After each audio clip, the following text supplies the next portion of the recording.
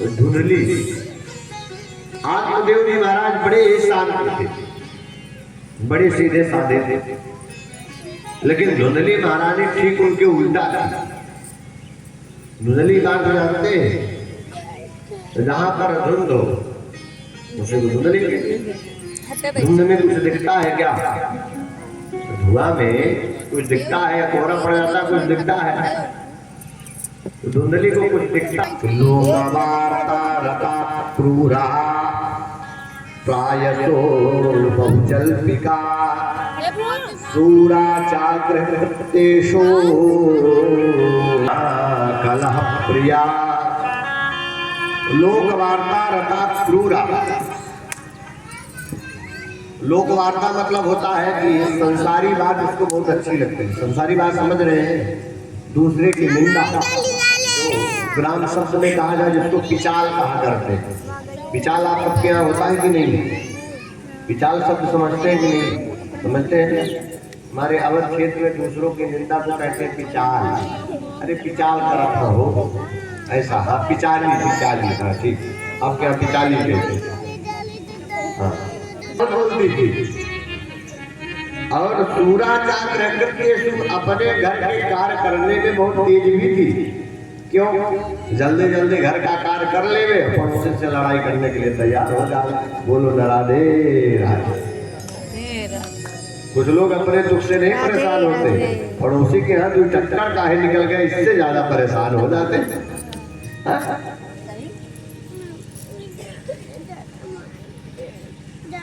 एक व्यक्ति गए तपस्या करने, नारायण भगवान की तपस्या की, तो उनको पसंद तुमको मिल जाएगा, लेकिन याद रखना तुम एक मांगोगे तुम्हारे पड़ोसी को 2 मिलेगा। तो उनको लगा अरे पड़ोसी को मिले तो मिले, हमको क्या दिक्कत। महापुरुष का कोई बात नहीं, पड़ोसी को मिले मिले हमको कोई चिंता, अपना काम चलना चाहिए। भगवान आए, श्रीमती जी कहे तुम तो तपस्या करने गए थे, आ गए। हाँ तपस्या करके मुझे एक बड़ा ही सुंदर भवन बन जाए मेरा, बढ़िया एक सुंदर बंगला बन गया उनका, लेकिन पड़ोसी का दूर दूर नजर आने लगा। कहे हे प्रभु, श्रीमती जी कही ये हमको बर्दाश्त नहीं हो रहा है, पूजा पाठ तपस्या तुम के पड़ोसी के यहाँ तो खड़ा हो रहा है। कहे देवी चिंता न करो, अभी बताता हूँ। फिर शंख बजाए कहे हे भगवान मेरी एक आंख फूट जाए, पड़ोसी दोनों आंख फूट गई। दूसरे दिन फिर पूजा पाठ किए, कहे हे प्रभु मेरे घर के द्वार के सामने एक कुआं हो जाए, पड़ोसी घर के सामने 2 कुआं हो गया। पड़ोसी निकला उसी में गिरा मर गया। उनको बड़ी संतुष्टि मिली, इतने भगवान में प्रकट हो गया। तुमको ये शंख दिया था दूसरे का कल्याण करने के लिए, लेकिन तुम अपना हित चाहते इसलिए शंख के अधिकारी तुम लाओ तो चलता। उसी प्रकार से या धुंधली भी थी, कोई संतान का योग नहीं बना। उसी मार्ग से एक सन्यासी बाबा गुजर रहे थे, साधु ब्राह्मण। तो दूर से ही आत्मदेव जी महाराज जी के ऊपर नजर गई।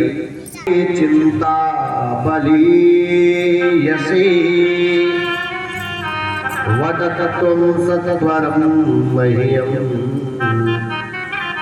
स्वस्थ दुःखस्य कारणम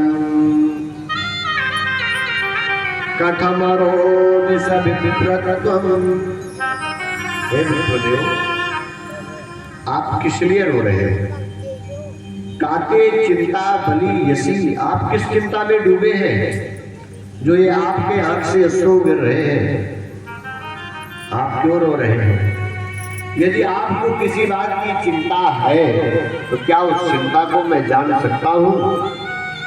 यदि मुझे उस लायक समझते हो तो आप अपने चिंता का कारण मुझे बताएं। आत्मदेव जी महाराज और फूट फूट करके रोने लगे। आत्मदेव जी महाराज कहते हैं भगवान मैं अपने पितरों को जब जल देता हूँ तो मेरे पितर अपने अश्रु से गर्म करके, लेकिन 15 दिन पितृपक्ष का आता है। पितृपक्ष तो सब लोग समझते होंगे ना। उन 15 दिन में अपने पितरों को तर्पण जरूर देना चाहिए।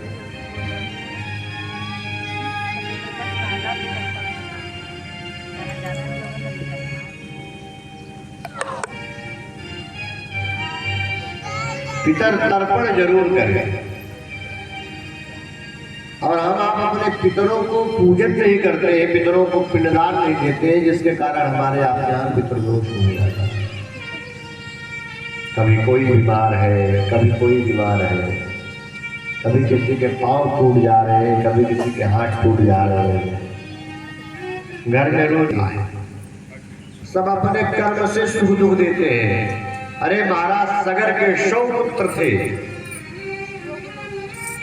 क्या उनके पुत्रों ने उनको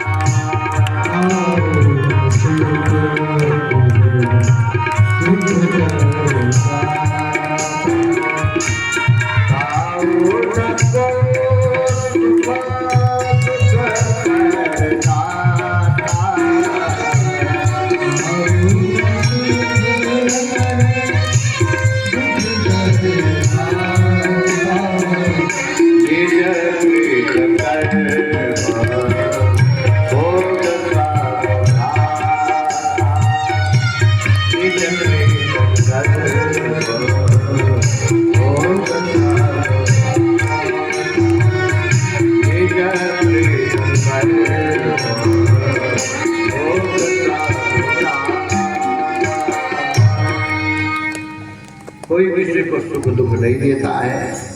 सब अपने कर्म के अनुसार किसी को सुख हो रहा है, किसी को दुख हो रहा है।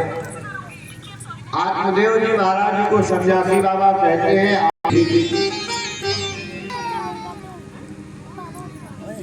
और इस फल को पवित्र अवस्था में खाओ। खा ले फल। अरे नहीं नहीं नहीं, इस फल को मैं खाऊंगी नहीं। क्यों नहीं खाएंगी? अरे मैं गर्भवती हो जाऊंगी। जाऊंगा का बहुत अच्छा है। अरे तेरे घर में कोई बालक नहीं है, फल तो खा लेगी, तेरे घर में बालक हो जाएंगे, तो बहुत अच्छी बात है। तेरे घर में भी बधाइयाँ गूंजेगी, बच्चों की किलकारियाँ गूंजेगी, फल को खा ले। धुंधले ने कहा नहीं नहीं, यदि इस फल को मैं खा लूंगी तो सबसे पहले मेरा भोजन कम हो जाएगा। स्वल्पम भक्षम, कम खाने लगूं, मेरा भोजन कम हो जाएगा तो मेरा काम कौन करेगा?